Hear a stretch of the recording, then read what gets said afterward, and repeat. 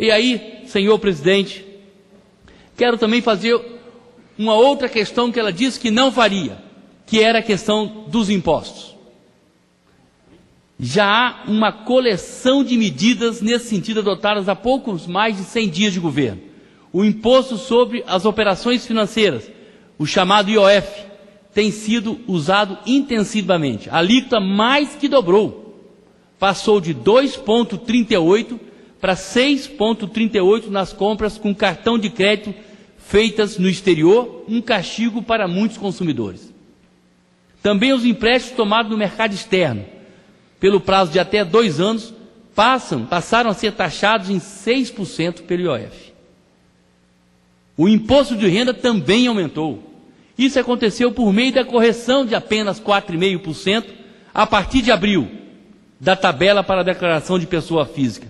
Esse percentual está abaixo da inflação de quase 6,5% acumulado nos últimos 12 meses. Isso significa perda para o trabalhador, perda para o consumo, perda para o poder aquisitivo. Evidentemente, isso amplia a defasagem dos valores da tabela. Seria necessária a correção de 71,5% para compensar, na verdade, a inflação acumulada nos últimos quase 15 anos, 95 a 2011, conforme o cálculo do Sindifisco Nacional. Na prática, está-se imposto de renda. O ganho vai sofrendo um processo crescente, telespectador, de corrosão pelo imposto de renda, o imposto tirando o poder de consumo. A fatia descontada para o fisco está muito acima do crescimento dos reajustes salariais. O objetivo da atualização anual da tabela do imposto de renda sobre pessoa física é assegurar a justiça tributária, mas essa função vai se distanciando cada vez mais da nossa realidade. Imposto maior implica porção menor do salário disponível para o consumo. Todos nós sabemos disso.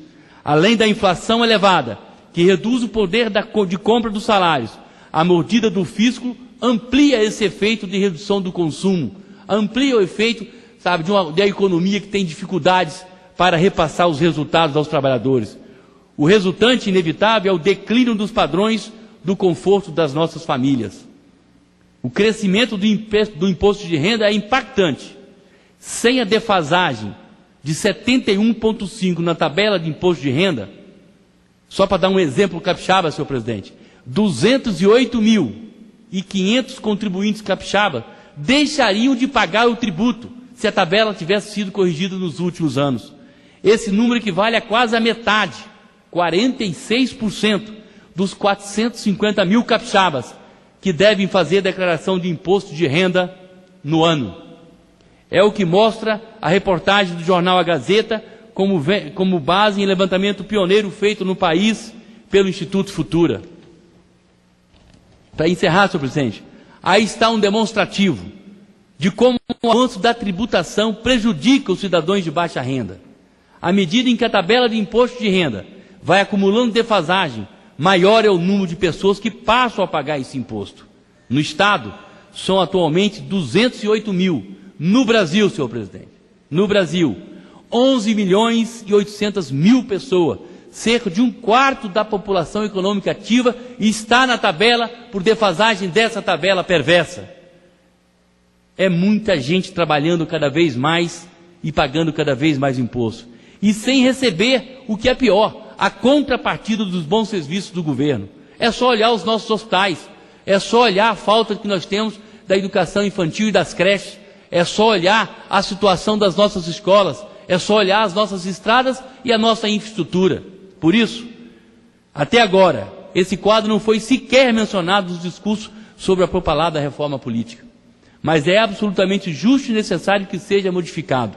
Os congressistas já devem ter levantado essa bandeira em nome do interesse da sociedade, como faço nesse momento, senhor presidente, que eu agradeço essa oportunidade e desejo, por último, a todos os brasileiros uma boa Semana Santa, uma feliz Páscoa e que nós possamos pensar naqueles que têm mais dificuldades. Eu já falei isso aqui no debate do salário mínimo.